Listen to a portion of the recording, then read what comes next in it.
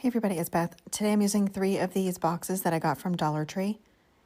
2 of them are the exact same. One of them is a little bit different, but they're all the same size. They're 4x4. I remove all those plaques from them. Some were double-sided.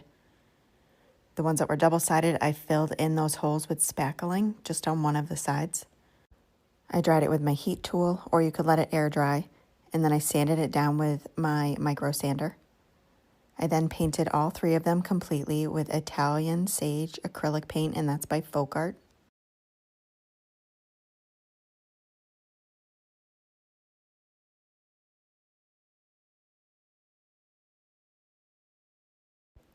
Next, I'm taking 8 of these wooden cubes from Dollar Tree and painting all the sides but one with black chalk paint, or you could use black acrylic paint. Either one works.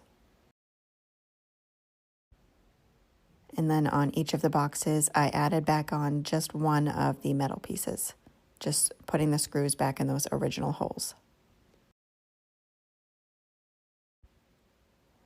Then on 2 of them, these ones are the exact same. They have a little lip on the bottom.